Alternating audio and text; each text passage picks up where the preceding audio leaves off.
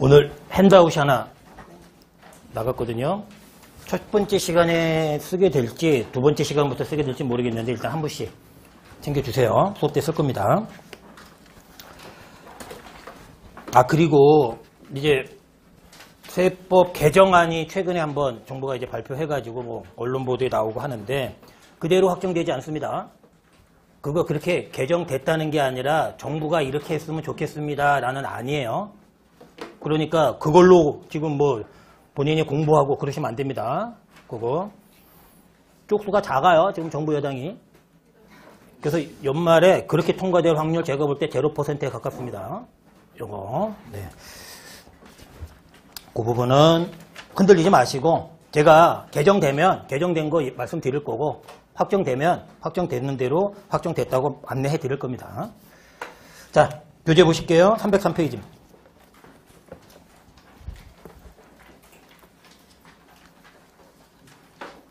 납세 의무 특례입니다. 자, 우리 공동사업 시 납세 의무 특례예요. 교재 303페이지예요. 자,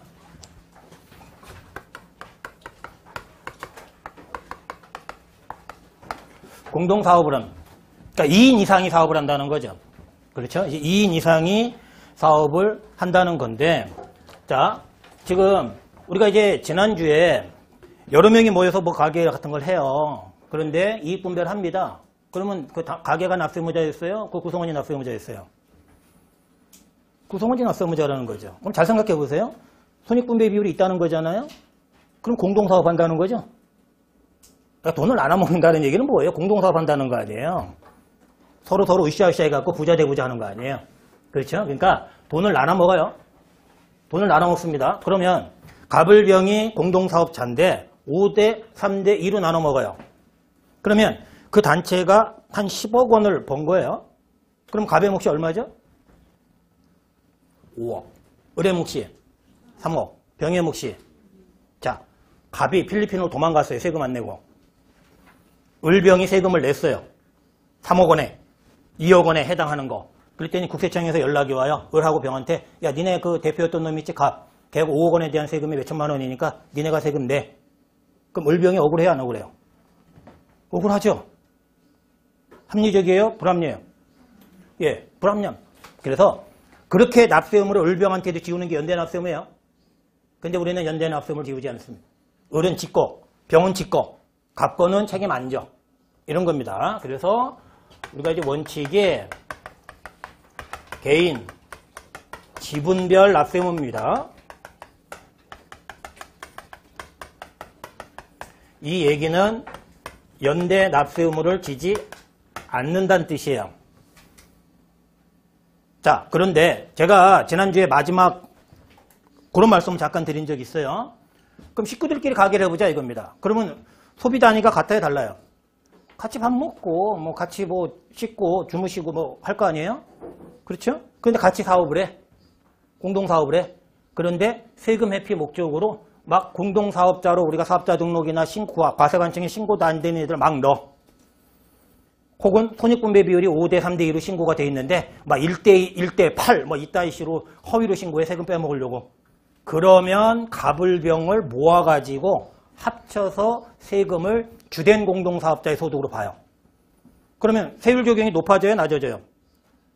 아니 갑 따로 을 따로 병 따로 하는 게 아니라 갑한테 몽창 10억을 놓고 세금을 때려버린다고. 그러면 세율 적용이 높아져요? 낮아져요? 높아지죠? 근데 그 10억에는 을, 병, 3억, 2억 몫이 있어요? 없어요? 있죠? 들어가 있잖아요. 그거 합산과세라 그래요. 그러니까 을, 병의 몫이 3억 원, 2억 원에 대한 세금은 연대납세금을 져야죠. 그래서 예외가 공동사업 합산과세일 때. 근데 식구들끼리 가게 했다고 합산과세 하는 거 아니에요. 조세피 의도가 명백해야 됩니다. 그 조세피 의도에는 두 가지예요. 제가 볼 때는 하나는 없는 놈을 넣은 거. 혹은 있는 놈을 빼거나. 두 번째는 어떻게 해요? 신고된 손익분배 비율과 다르게 하는 거죠.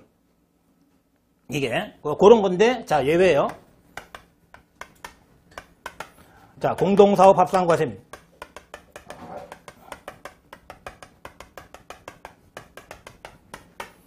이때는 연대 납세 의무를 지운다.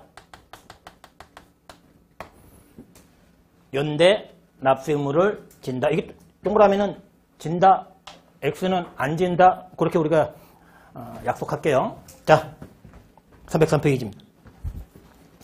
공동사업 시 납세 의무 특례입니다. 자, 우리 원칙이죠. 공동사업을 하는 경우, 자, 체크할게요. 손익분배 비율이죠. 돈 나눠 먹는다는 얘기예요. 그래서 우리가 공동사업을 할 때는 사업자 등록 신청을 하잖아요.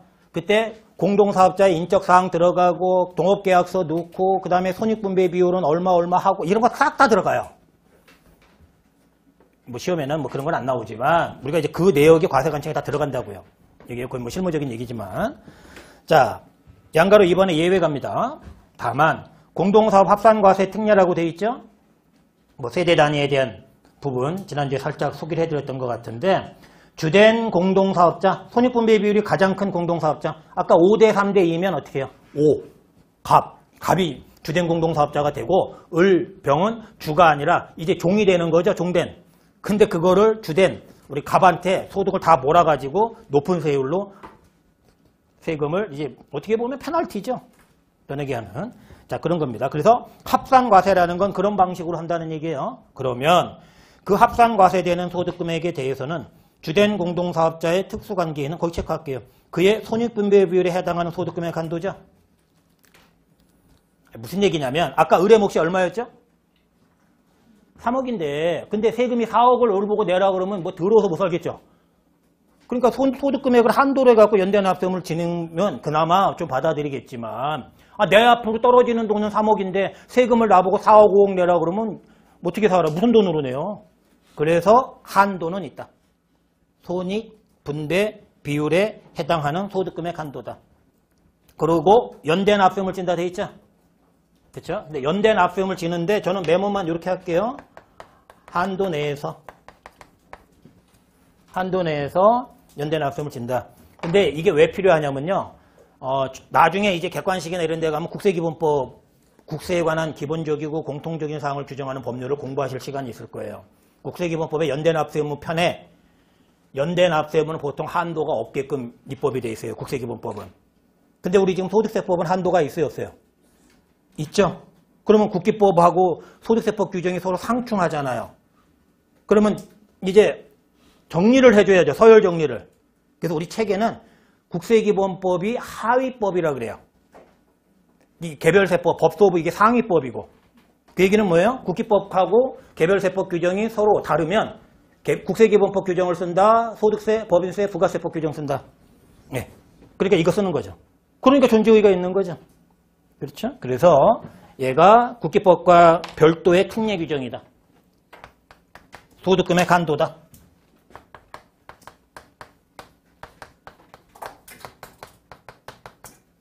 한도가 없는 게 아니라 한도가 존재한다. 그렇게 보겠습니다.